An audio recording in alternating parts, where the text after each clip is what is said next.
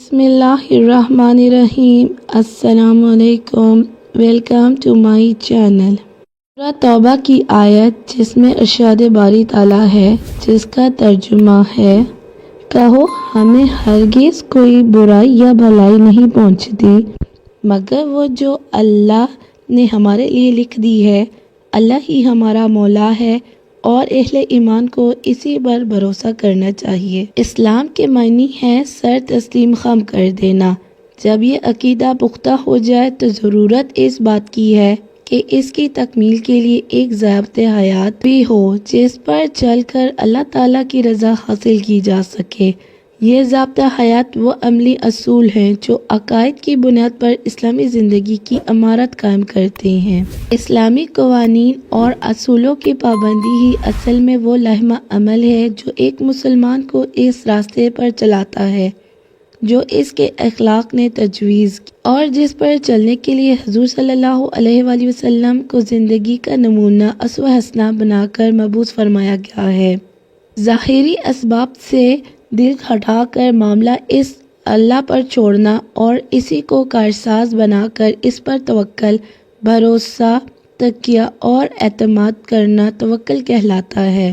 ارشاد باری تعالیٰ ہے، ترجمہ: جو کوئی اللہ تعالیٰ پر توکل کرے تو وہ یقیناً اللہ بڑا زبردست اور دانا ہے۔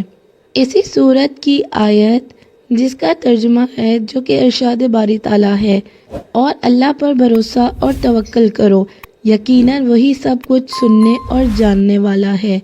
اللہ تعالیٰ پر توکل کو ایمان لانے کا لازمی تقاضا اور آخرت کی کامیابی کے لیے ایک ضروری وصف قرار دیا گیا ہے۔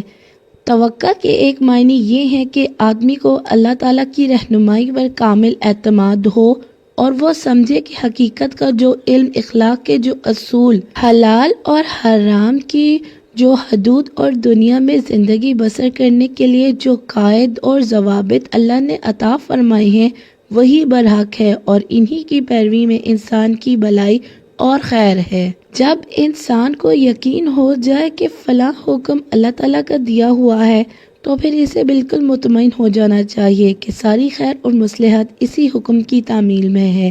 اس کے بعد اس میں مصلحت تلاش کرنا اس شخص کا کام نہیں ہے بلکہ اسے اللہ کے توکل پر صرف تعمیل ارشاد کرنی چاہیے۔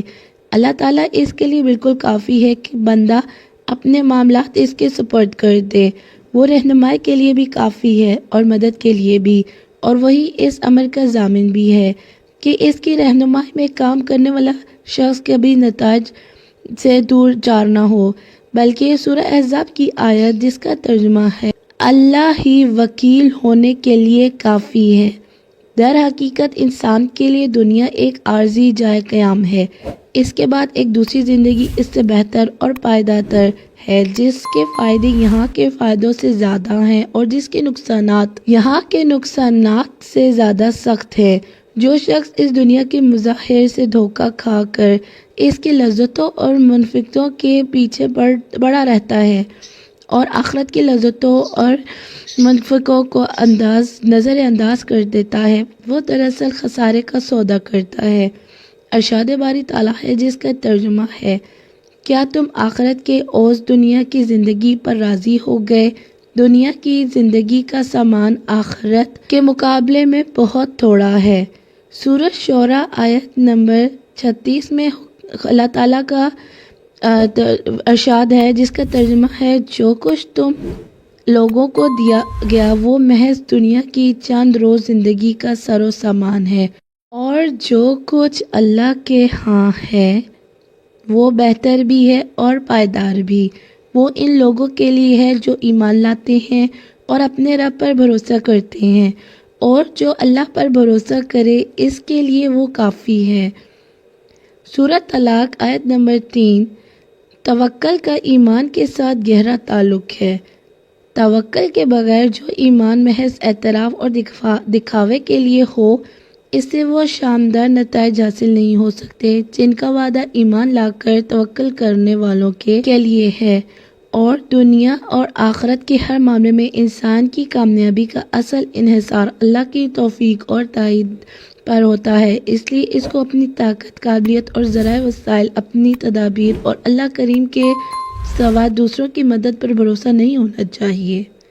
ابن ابی حاتم نے ابن عباس سے روایت نقل کی ہے کہ نبی پاک صلی اللہ علیہ وآلہ وسلم نے ارشاد فرمایا، جو شخص چاہتا ہو کہ سب انسانوں سے زیادہ طاقتور ہو جائے تو اسے چاہیے کہ اللہ پر توکل کرے، اور جو شخص چاہتا ہو کہ سب سے بڑھ کر غنی ہو جائے تو اسے چاہیے کہ جو کچھ اللہ کے پاس ہے اس پر زیادہ بھروسہ رکھے بنسبت اس چیز کے جو اس کے ہاتھ میں ہے۔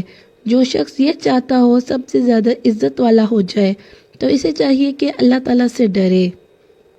ایک دنیا پرست انسان کا بھروسہ تمام تر مادی اسباب پر ہوتا ہے، بخلاف اس کے خدا پرست انسان کا توکل اپنی قوت یا مادی اسباب پر نہیں بلکہ اللہ کی ذات پر ہوتا ہے۔